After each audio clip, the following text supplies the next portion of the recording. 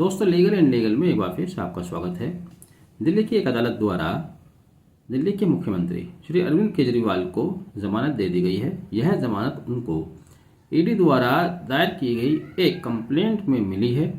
दरअसल enforcement directorate द्वारा अरविंद केजरीवाल के विरुद्ध एक शिकायत कंप्लेंट की शक्ल में चीफ मेट्रोपॉलिटन मजिस्ट्रेट के समक्ष दायर की गई थी, जिसमें उन्होंने आरोप लगाया था कि अरविंद केजरीवाल जांच में सहयोग नहीं कर रहे हैं। बार बार समन देने के बाद भी वह उनके समक्ष हाजिर नहीं हो रहे हैं। अरविंद केजरीवाल द्वारा ईडी के इस मुकदमे के विरुद्ध सेशन कोर्ट के समक्ष रिवीजन पिटीशन दायर किया गया था। अपनी समनिंग आदेश के खिलाफ वह गए थे क्रिमिनल रिवीजन पिटीशन लेकर सेशन कोर्ट में, लेकिन सेशन कोर्ट द्वारा उनके रिवीजन को खारिज कर दिया गया।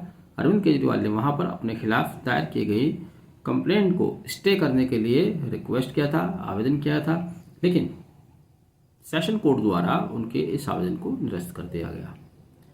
अब उसके बाद अरविंद केजरीवाल के पास यही एक रास्ता था, या तो अपनी बेल करा लेते। तो उन्होंने चीफ मेट्रोपॉलिटन मजिस्ट्रेट के समक्ष पेश होकर आज अपनी बेल करा ली। चीफ मेट्रोपॉलिटन मजिस्ट्रेट ने उनकी प्रार्थना पत्र स्वीकार कर लिया। साथ ही अरविंद केजरीवाल की ओर से 207 सीआरपीसी के तहत प्रार्थना पत्र दिया गया है। 207 सीआरपीसी के तहत अरविंद केजरीवाल द्वारा उनके विरुद्ध दायर किए गए मुकदमे के संबंध में कागजात मांगे गए हैं। अब इस मामले की अगली सुनवाई 30 मार्च को होगी।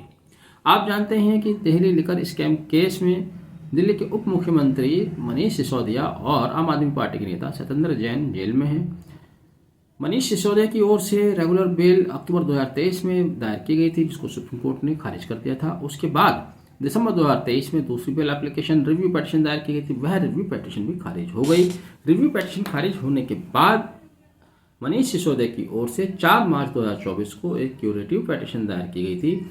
वह क्यूरेटिव पिटीशन भी 13 मार्च 2024 को निरस्त की जा चुकी है।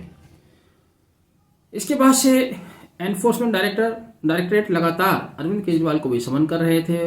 वो उनसे जानकारी करना चाहते थे, पूछताछ करना चाहते थे, लेकिन रिपीटेडली समन करने के बाद भी अरविंद केजरीवाल ईडी के समक्ष पेश नहीं हो रहे थे, जिसके बाद उन्होंने एनफोर्समेंट डायरेक्टरेट ने अरविंद केजरीवाल के विरुद्ध ये कंप्लेंट फाइल की थी, जिसमें उनको समन किया गया था।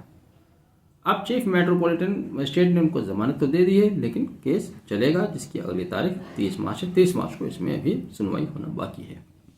चुनावी माहौल में अभी अरविंद केजरीवाल के सामने इस तरह की और दुश्वारियां आ सकती हैं। आपने वीडियो आप तक देखा, thank you, have a nice day.